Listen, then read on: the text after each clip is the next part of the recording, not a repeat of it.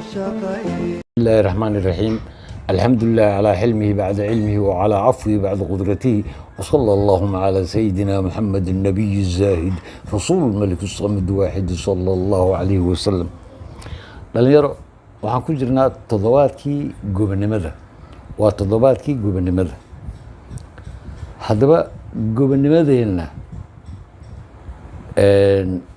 1884 markii reer galbeed ay ku soo heshiiyeen Afrika inay qaybsadaan, innaga waxayna kala qaybsaday Faransiis, Ingiriis iyo Talyaani.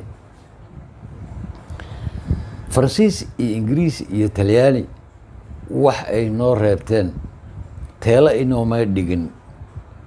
dhalinyaro badan baa inooga dhimatay gobonimadii doonisteedii, waayo innaga markaa ay imaanayaan xur baan ahayn. dad waxaan ahayn bulsho leh nidaam dawli ah ee boqortooyo ah ama nidaam dawli ah ee dhaqameed ah ee dhisan ayaan lahayn oo kala dambeyn leh oo wax waliba leh. sidaan hore uga sheekeeyey, kilibyo badan uga sheekeeyey, hinaaso ay ka qabaan khayraadkan oo ilaahay inagu manaystay qaaradan Afrika ayay maaragtay sidii ay ku qaadan lahaayeen ayay ku yimaadeen iyadoo xoog ah oo awood ay sheeganayaan.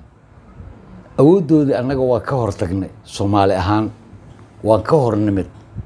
Djibouti aan kaga hornimid. British Somaliland aan kaga hornimid. Italian Somaliland aan kaga hornimid. dhalin badan baa ay nagaga le'atay oo nooga dhimatay gobonimada. haddaba weli gumaysigan annaga waa ka xorownay horta marka hore, oo calankeeni waa qaadan oo annaga aan leenahay. calankoodii waa iska ridnay, heeriyadoodii waa iska ridnay. kadib markii ay dhalin badan inooga dhammaatay, dad badan inooga dhammaaday, maadi ha gaadho ururadii dhalinyarada ahaa ee is abaabulay ee SYC ee kolkii dambena noqday SYL ee koonfurtii waqooyigaba ku midaysnaayeen. SYC baa la odhan jiray. Hargeysa Somali Youth Club baa la odhan jiray. xaggana Muqdishona waxaa la odhan jiray Somali Youth League. kolkii dambena waxaa lagu wada midoobay Somali Youth League. ujeeddada wuxuu ahaa dhalinyaradaasi inay dhaliyaan, ay gobonimo gaaraan.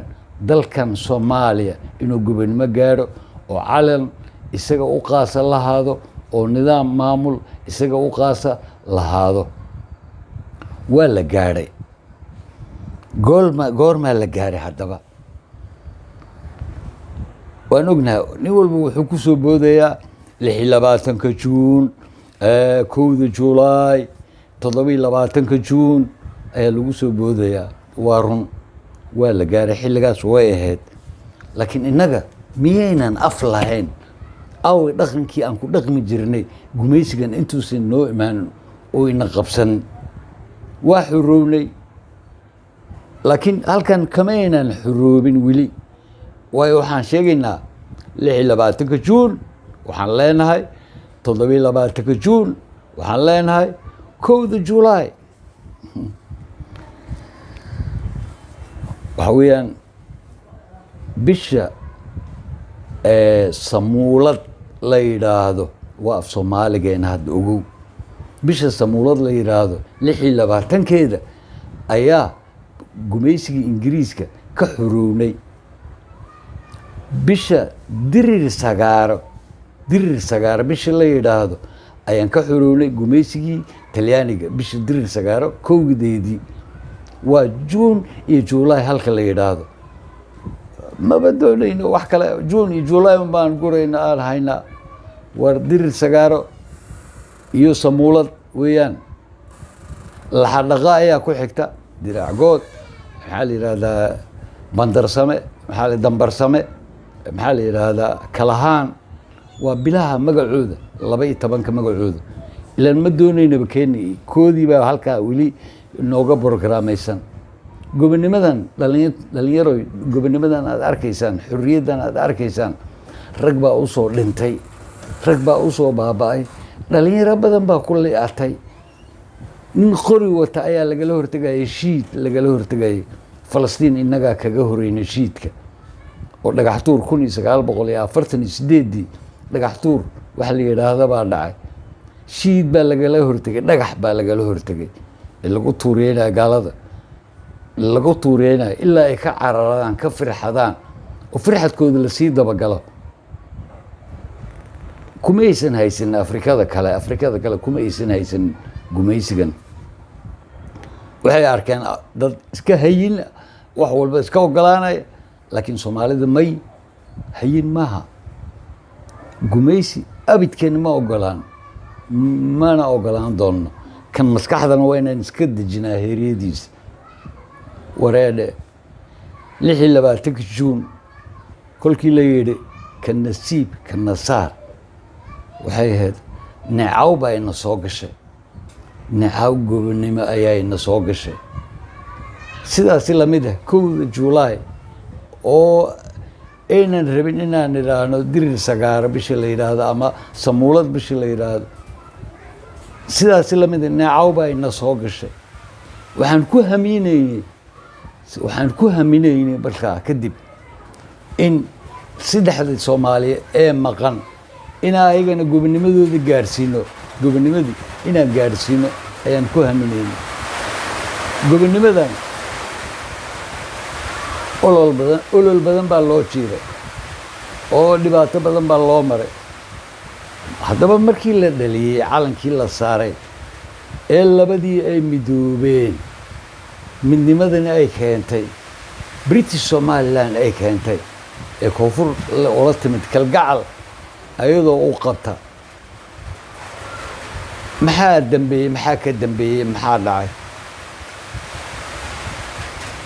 gobonimo ayaan badan waa gobonimadii ayaan badneed ayaan gaadhnay waxaan olol u jiirnaba ummadii nooga le'atay kolkaan calankii oognay calankii marka warheeso ma aqaano anigu cod ma lihi iftiinkiisii weynay markaas baa abriska iyo goodkana dadkeennii idlaystay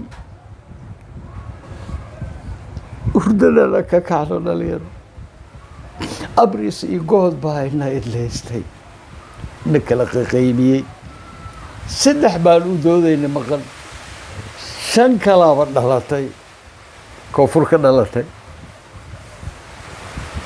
midnimadii aan raadinaynay ee aan doonaynay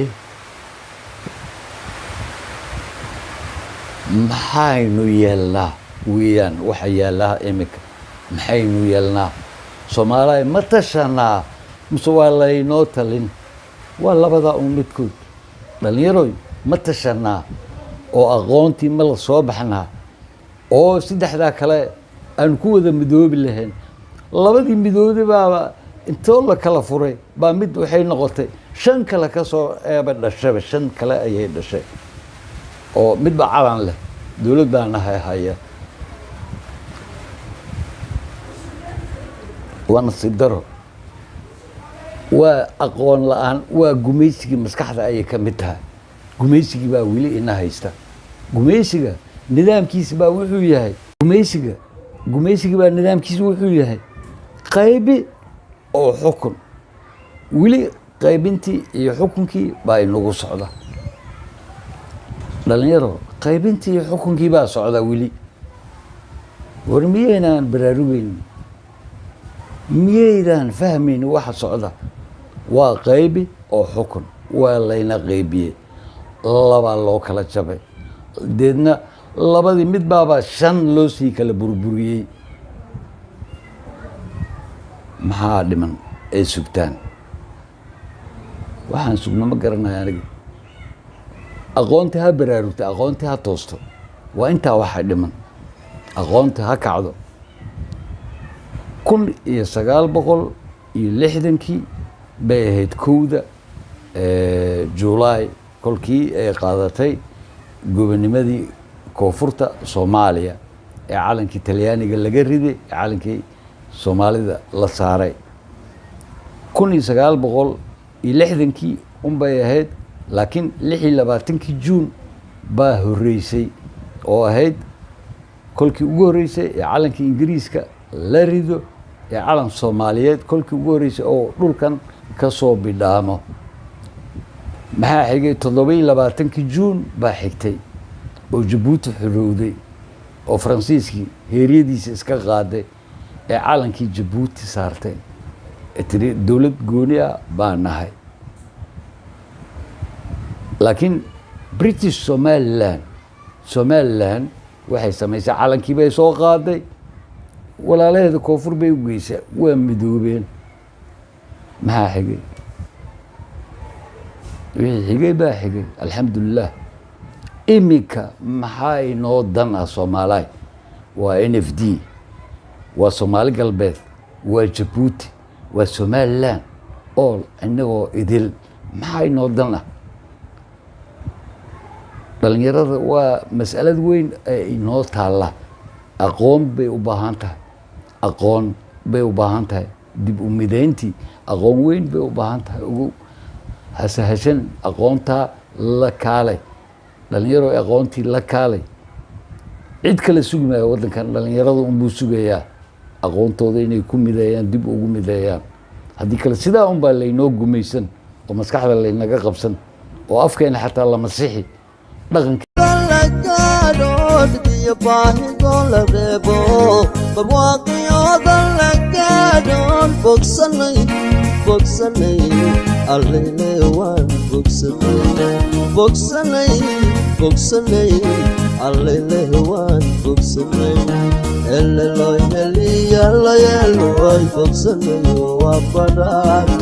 ليعي وكاسو بالعنيد بالشرق وبالغير